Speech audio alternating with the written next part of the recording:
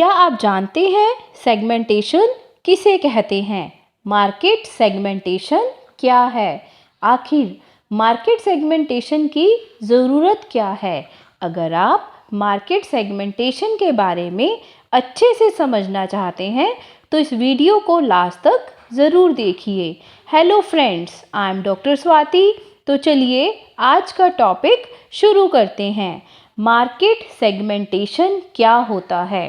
Market segmentation होता है जब हम मार्केट को डिफरेंट पार्ट्स में डिवाइड करते हैं।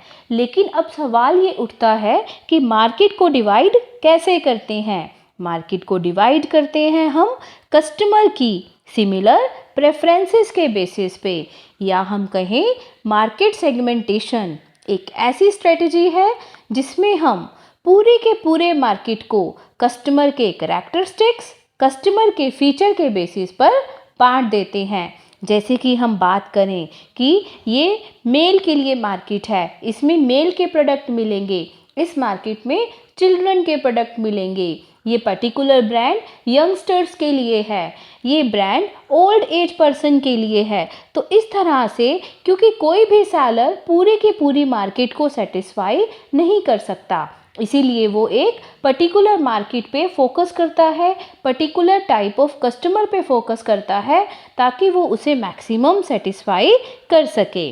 तो देखिए, मार्केट सेगमेंटेशन का कॉन्सेप्ट कहता है कि दो बायर्स की चॉइस कभी भी सेम नहीं होती। कंज्यूमर को एज के अकॉर्डिंग, जेंडर के अकॉर्डिंग, इनकम लेवल के बेसिस पर डिफरेंट फैक्टर्स में अलग अलग बांटा जाता है, क्योंकि जेंडर बेसिस पे टेस्ट और प्रेफरेंसेस अलग होती हैं। मेल को डिफरेंट टाइप ऑफ क्लॉथ पसंद है, फीमेल को डिफरेंट टाइप ऑफ क्लॉथ पसंद है। हाई लेवल इनकम पर्सन की चॉइसेस अलग होती हैं, मिडिल लेवल पर्सन की चॉइसेस अलग होती हैं, और जिसकी लोअर लेवल इनकम है उस पर्सन के टेस्ट और चॉइसेस अलग अलग होती हैं। इसीलिए मार्केट सेगमेंटेशन किया जाता है। एलन ए रॉबर्ट कहते हैं, मार्केट सेगमेंटेशन एक ऐसी स्ट्रेटजी है जिसमें कंज्यूमर को मैक्सिमम सेटिस्फाई करने के लिए मार्केट को डिवाइड किया जाता है। क्योंकि कंज्यूमर को पर्टिकुलर क्या प्रोडक्ट देना है वो मार्केटियर डिसाइड करता है कि उसे किस टाइप ऑफ कंज्यूमर को सेटिस्फाई करना है। जैसे कि जॉनसन एंड जॉनसन्स प्रोडक्ट बनाए जाते हैं इन्फेंट्स के लिए, तो जॉनसन एंड जॉनसन मार्केटियर का मेन पर्पस है कि इन्फेंट यानी कि छोटे बच्चों के लिए प्रोडक्ट्स को बनाना, छोटे बच्चों को मैक्सिमम प्रोडक्ट प्रोवाइड कराना ताकि छोटे बच्चों की नीड एंड रिक्वायरमेंट सेटिस्फाइड हो सके। और कंटिफ एंड स्टिल एक्सप्लेन करते हैं कि मार्केट सेगमेंटेशन में क्या किया जाता है, कस्टमर को ग्रुपिंग किया जाता है, डिवाइड किया जाता है, जिसमें कस्टमर के सेम फीचर्स हैं। जैसे कि सेम इनकम लेवल के पर्सन को एक ग्रुप में कर दिया, नेक्स्ट सेम एज बेसिस पे अलग ग्रुप में कर दिया, अर्बनाइजेशन लेवल कैसा है कि वो कंज्यूमर रूरल एरिया में रह रहा है या अर्बन एरिया में या मेट्रोपॉलिटन सिटीज़ में। तो इस तरह से मार्केट को डिवाइड किया जाता है कि कस्टमर को मैक्सिमम सेटिस्फाई किया जा सके, और मार्केट को होमोजीनियस ग्रुप में डिवाइड किया जाता है जहां पर उनके कॉमन फीचर हैं। अब कॉमन फीचर्स होंगे कस्टमर के, तो प्रोड्यूसर के लिए, मार्केटियर के लिए उतना इजी रहता है कस्टमर को सेटिस्फाई करना। अब हम बात करते हैं कि मार्केट सेगमेंटेशन के ऑब्जेक्टिव्स क्या हैं। आखिर marketeer, seller, producer market segmentation क्यों करना चाहता है? कंज्यूमर की नीड को, वांट्स को, टेस्ट को समझने के लिए वो मार्केट सेगमेंटेशन करता है। मार्केट के गोल्स को अचीव करने के लिए, स्ट्रैटेजीज बनाने के लिए मार्केट सेगमेंटेशन ज़रूरी है। जितने भी अवेलेबल रिसोर्सेज हैं प्रोड्यूसर के पास, सेलर के पास, उसका प्रॉपर यूटिलाइजेशन हो, रिसोर्सेज वेस्ट ना हो, उसके लिए भी मार्केट सेगमेंटेशन किया जाता है। और हाँ, मेन ऑब्जेक्टिव होता है जो हर मार्केटियर उसे अचीव करना चाहता है कि अपने कस्टमर को मैक्सिमम सेटिस्फैक्शन देना, क्योंकि कस्टमर सेटिस्फाई तो profit will automatically come. Profit आने ही आने हैं अगर हमारा कस्टमर हमारे प्रोडक्ट से सेटिस्फाइड है, संतुष्ट है। तो ये है हमारे ऑब्जेक्टिव्स ऑफ मार्केट सेगमेंटेशन। अब हम बात करेंगे कि कंज्यूमर मार्केट को बेसिकली डिवाइड किया जाता है कंज्यूमर करैक्टरिस्टिक्स के बेसिस पे, और वो बेसिस क्या हैं? Geographic basis, demographic basis, psychographic basis and the market basis. चलिए इन बेसिस को हम वन बाय वन डिस्कस करते हैं। तो सबसे पहले हमारे पास है ज्योग्राफिक सेगमेंटेशन। ज्योग्राफिक सेगमेंटेशन एक ऐसा सेगमेंटेशन होता है जिसमें कस्टमर किस एरिया में रह रहा है, कस्टमर का रीजन कैसा है, क्लाइमेट कंडीशन कैसी है वहाँ पे, सिटी का साइज़ कैसा है, वो किस अर्बनाइजेशन एरिया में रहता है और वहाँ की डेंसिटी क्या है, उसी के हिसाब से organisational activities, promotional activities, distributional efforts use किए जाते हैं। और ये सब कौन करता है? मार्केटियर करता है कि उसका कस्टमर मैक्सिमम सेटिस्फाइड हो सके। अगर हम एरिया की बात करें तो वो देखता है कि उसे अपने प्रोडक्ट को नेशनल मार्केट में सेल करना है या पर्टिकुलर रीजन में ही करना है या फिर इंटरनेशनल मार्केट में। अब वो अगर इंटरनेशनल मार्केट में अपने प्रोडक्ट को सेल करना चाहता है तो वो इंटरनेशनल लेवल पे कंज्यूमर की स्टडी करेगा, उसी के बेसिस पे वो वहाँ पर प्रोडक्ट को प्रोवाइड कराएगा। क्लाइमेट की अगर हम बात करें तो प्रोड्यूसर देखता है कि वहाँ पर हॉट एनवायरनमेंट है, कोल्ड एनवायरनमेंट है, ह्यूमिडिटी है या फिर रेनी है, उसी के हिसाब से वहाँ पर प्रोडक्शन की जाती है और प्रोडक्ट्स को प्रोवाइड कराया जाता है। अगर हम अर्बनाइजेशन की बात करें तो वो देखता है कि ये अर्बन एरिया है, रूरल एरिया है, स्लम एरिया है या फिर सेमी अर्बन एरिया है, क्योंकि जिस लोकेलिटी में पर्सन रहता है वहाँ का लाइफस्टाइल, उनका लाइफस्टाइल वैसा ही हो जाता है, उनके टेस्ट और प्रेफरेंसेस उसी हिसाब से हो जाते हैं और प्रोड्यूसर फिर उन्हें उसी हिसाब से प्रोडक्ट को प्रोवाइड कराता है। नेक्स्ट है हमारे पास demographic segmentation.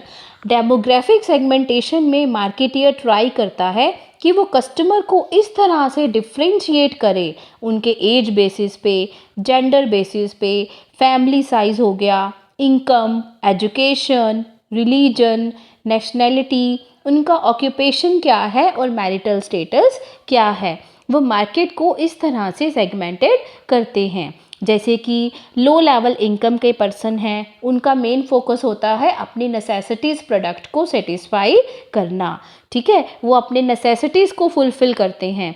High level income के डिमांड करते हैं कि जो वो प्रोडक्ट खरीद रहे हैं वो कॉस्टली भी हो और उनके प्रेस्टीज को भी शो करे, उनके लेवल को भी और बढ़ाए।